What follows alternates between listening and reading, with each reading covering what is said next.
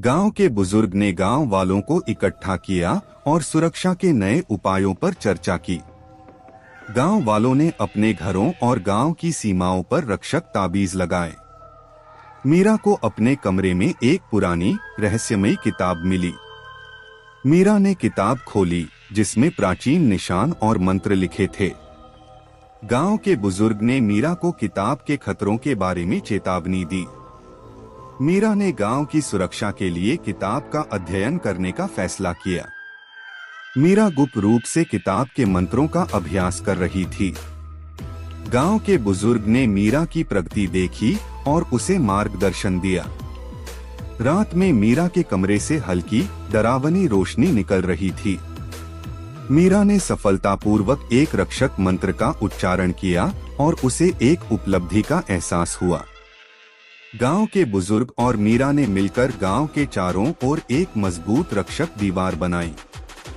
गांव वाले सुरक्षित महसूस कर रहे थे और मीरा को धन्यवाद दे रहे थे। एक आखिरी धुंधली आकृति जंगल की गहराइयों में गायब हो गई। उसकी आंखें खतरनाक ढंग से चमक रही थीं। गांव के बुजुर्ग और मीरा जंगल की ओर देख रहे थे। उन्हें पता था कि लड़ाई अभी खत्म नहीं हुई है। गांव वाले अस्थायी जीत का जश्न मना रहे थे। गांव के चौक में एक अलाव जल रहा था। मीरा अलाव के पास बैठी थी और हाल की घटनाओं पर विचार कर रही थी। गांव के बुजुर्ग ने मीरा के गले में एक रक्षक ताबीज पहना दिया। मीरा को अपने गांव की रक्षा करने की जिम्मेदारी का एहसास हो रहा था। मीरा और गांव के बुजुर्ग चुड़ैल की संभावित वापसी पर चर्चा कर रहे थे। गांव के बुजुर्ग ने मीरा को एक छुपा हुआ प्राचीन अवशेष दिखाया। जैसे ही मीरा ने उसे छुआ, अवशेष रहस्यमयी रोशनी से चमकने लगा।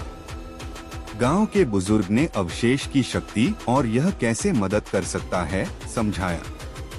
मीरा अवशेष का अध्ययन कर रही थी और उसकी शक्ति को नियंत्रित करने का तरीका सीख रही थी।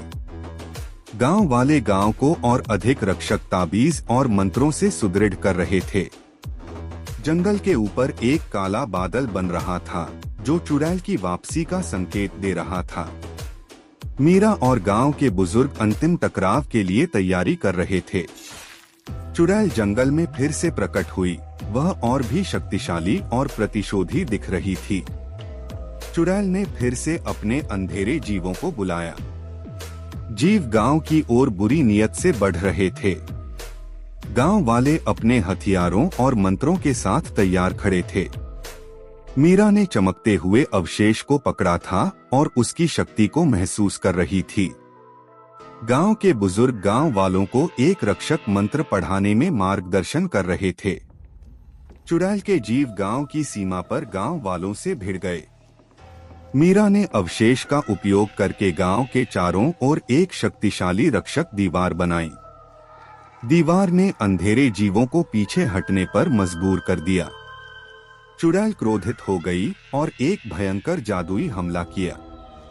गांव के बुजुर्ग और मीरा ने मिलकर चुड़ैल के जादू का मुकाबला किया। चुड़ैल और गांव वालों के बीच एक भयंकर जादुई लड़ाई हो रही थी।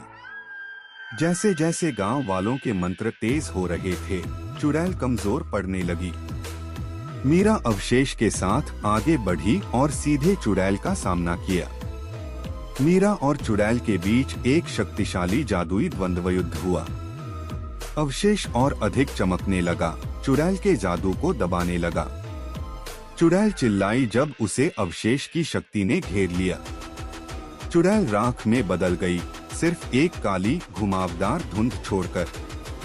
गांव वाले हैरानी से देख रहे थे जैसे जैसे धुंध धीरे धीरे गायब हो रही थी। मीरा अवशेष को पकड़े खड़ी थी। उसके चेहरे पर दृढ़ता का भाव था। गांव वाले खुशी से झूम उठे और अपनी अंतिम जीत का जश्न मनाने लगे। गांव के बुजुर्ग ने मीरा को उसकी बहादुरी और बुद्धिमानी के लिए आशीर्वाद दिया। गांव वाले अपने गांव का पुनर्निर्माण और उसे और मजबूत कर रहे थे। मीरा जंगल के किनारे खड़ी थी और भविष्य की सुरक्षा के लिए अवशेष को एक छुपी हुई जगह पर रख रही थी। गांव में एक शांतिपूर्ण धूप भरा दिन था। गांव वाले अपने अपने काम में लगे हुए थे। मीरा मुस्कुरा रही थी। उसे पता था कि उसने अपने गांव की रक्षा करने का कर्तव्य निभाया है। गांव के बुजुर्ग और मीरा साथ चल रहे थे, भविष्य के बारे में चर्चा कर रहे थे। जंगल शांतिपूर्ण दिख रहा था, वहां अंधेरे जीवों या जादू के कोई संकेत नहीं थे। मीरा ने अपने गांव की ओर देखा और उसे गर्व और उपलब्धि का एहसास हुआ।